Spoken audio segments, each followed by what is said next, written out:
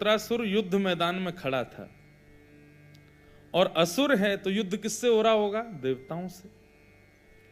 सामने वे सब देवता खड़े हैं जिनके मंदिरों में हम लंबी लंबी लाइन लगा करके दर्शन करने जाते हैं, वृत्रासुर को मारने के लिए खड़े हैं।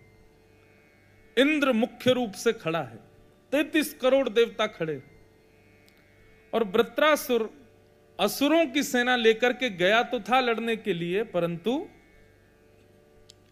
देवताओं के हाथ में वज्र देख करके सारी सेना असुरों की भागी, अकेला वृत्रासुर रह गया। वृत्रासुर कहता, इंद्र तुम मुझे मार दोगे, मैं ये जानता हूं, मेरी मृत्यु निश्चित है, मैं बचूंगा नहीं तुमसे, परंतु मैं कर्तव्य करूंगा, लड़ूंगा, परंतु लड़ने से पहले मैं अपनी एक अंतिम इच्छा पूरी करना चाहता हूं। इंद्र बोले, क्या है तुम्हारी अंतिम इच्छा? बोले, मैं बस अपने प्राण त्यागने से पहले अपने प्रियतम को स्मरण करना चाहता हूं, मेरे प्राण जाने वाले हैं, मैं चाहता हूं कि मैं नाथ को एक बार स्मरण कर लूं, मुझे आज्ञा है इंद्र। इंद्र कहते हैं, कितना समय चाहिए? बोले, जितना दे सको, क्योंकि अपने हृदय की बात प्रियतम से कहने के लिए समय कितना भी दे दो कम ही पड़ जाएगा, परंतु फिर भी मुझे अंतिम इच्छा पूरी करने दो। सारे देवता बैठ गए, मानो ऐसे बैठे हों जैसे कोई वक्ता मंच पर बोल रहा हो और सब श्रोता बैठे हों, ऐसे 33 करोड़ देवता बैठ गए, और वृत्रासुर उन सब के बीच में मरने के लिए खड़ा है इन्हीं के हाथों।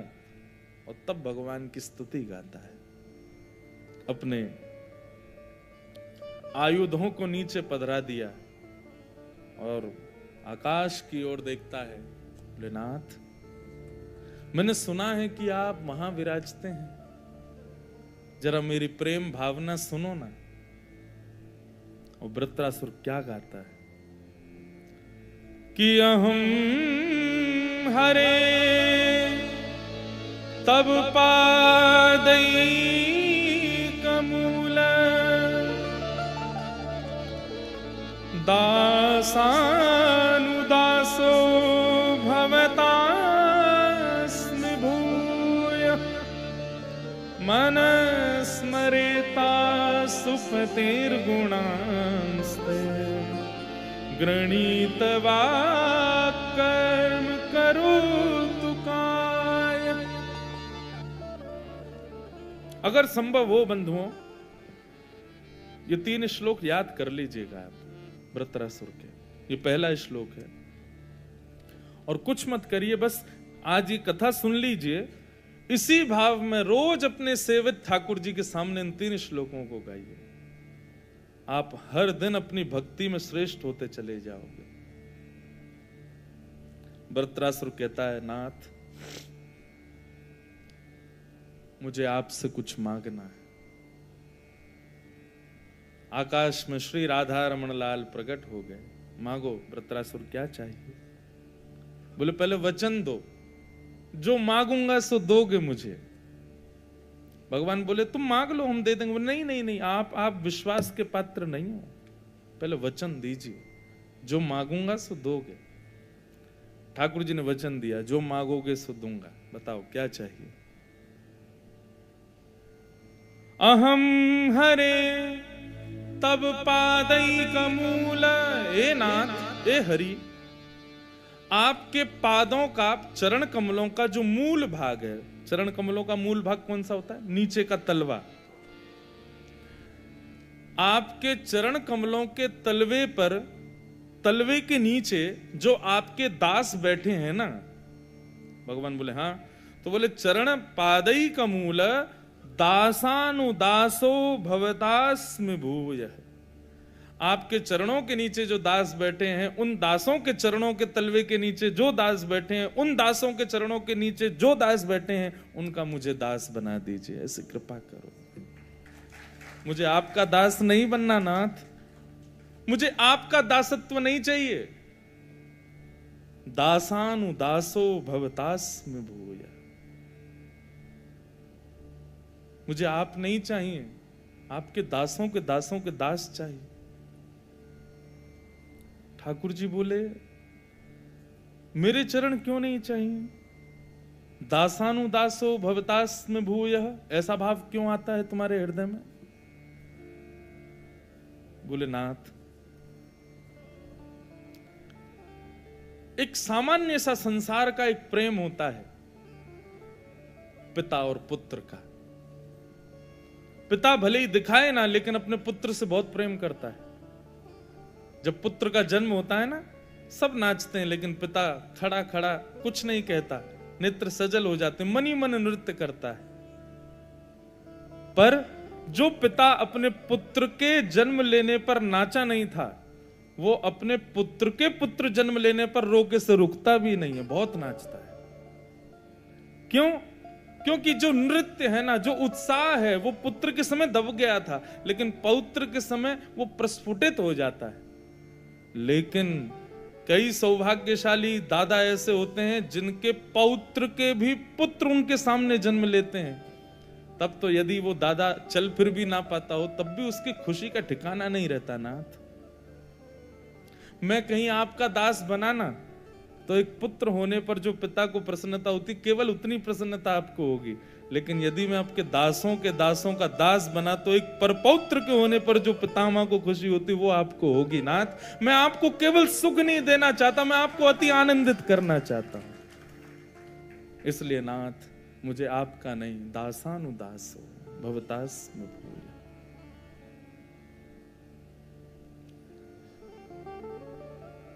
मुझे दासों का दास बनाओ।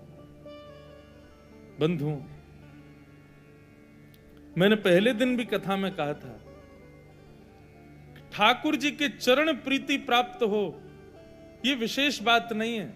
लेकिन ठाकुर जी के संत जन, वैष्णव जन, भक्त जनों की चरण प्रीति अगर हृदय में हो जाए, बहुत बड़ी बात है।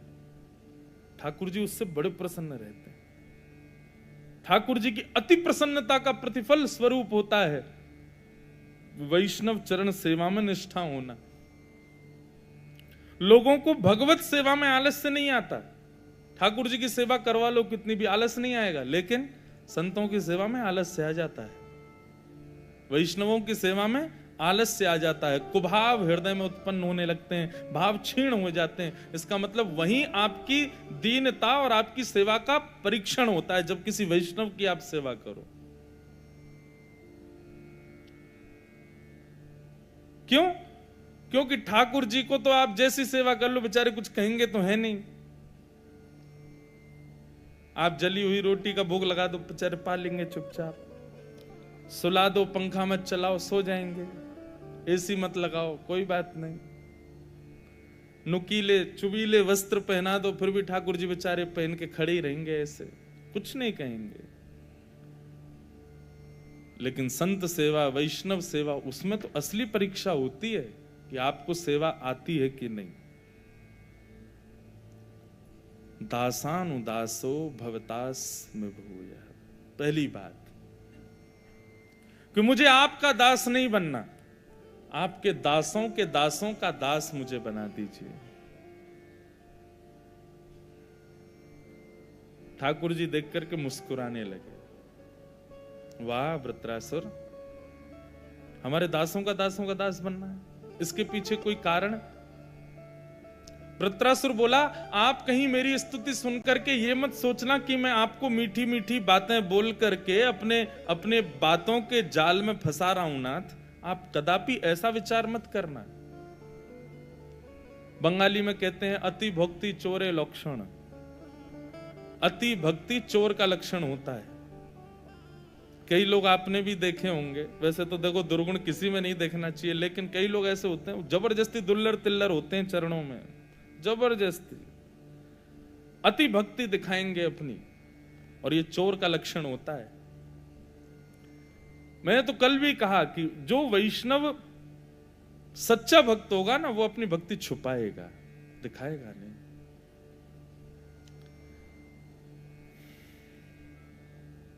नाथ, कहीं मेरी बात सुनकर के आप ये मत सोचना कि ये मीठी मीठी बातें बोल करके अपनी बातों में मुझे फंसा रहा है।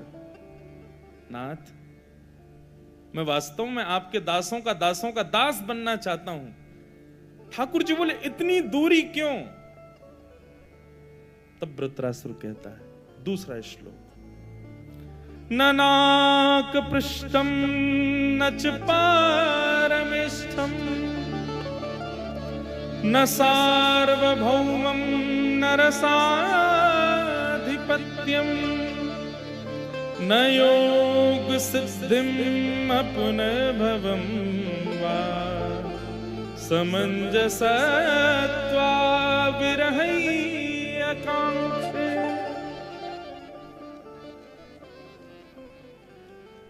बहुत सुंदर बात। वृत्रासुर कहता है, नाथ मेरी बातें सुनकर के कहीं आप अपने मन में ये भाव मत ले आना कि सुंदर चुपड़ी हुई बातें करके मुझसे कुछ मांगने वाला है। शिव की पदवी, इंद्र की पदवी, त्रिलोक का राज्य आदि ये सब मुझे नहीं चाहिए। ननाक पृष्ठम न च पारमेष्ठम न सार्वभौमम, मुझे पूरी पृथ्वी का राजा भी नहीं बनना। आप कहीं ये सोच रहे हो इन सब के लिए मैं आपके सामने हाथ जोड़ करके स्तुति गा रहा हूं। मुझे संसार का कुछ नहीं चाहिए, मुझे इंद्र की पदवी नहीं, मुझे रसातल का भी राजा नहीं बनना। हाँ, एक भाव साम्राज्य का राजा मुझको बना दीजिए। कौन से भाव साम्राज्य का?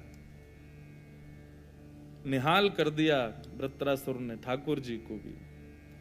वृत्रासुर कहता है, समंजसत्वा विरहै कांक्षे।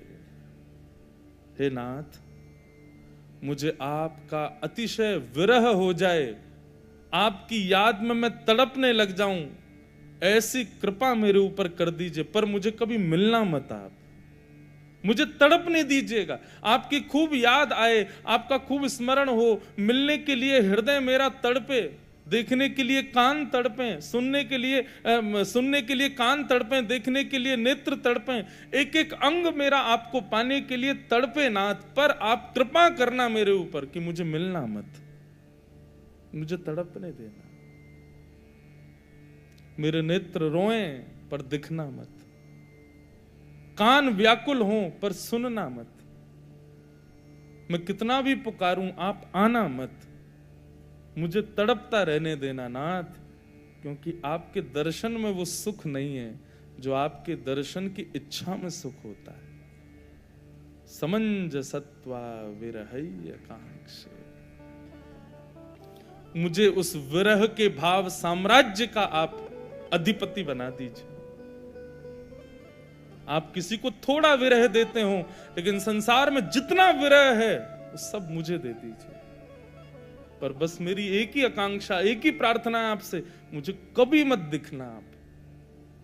कहीं दया आ जाए कि बेचारा तड़प रहा है, इसको मिल लूं मैं ना, तड़पने देना। मैं चाहता हूं कि मैं तड़पूं, मैं चाहता हूं कि मुझे विरह हो। वियोग, विरह भक्ति को पुष्ट करता है बंधु। जिस व्यक्ति ने जीवन में अपने ठाकुर जी का विरह नहीं सहा ना, वो कभी प्रेम नहीं कर पाएगा ठाकुर जी से।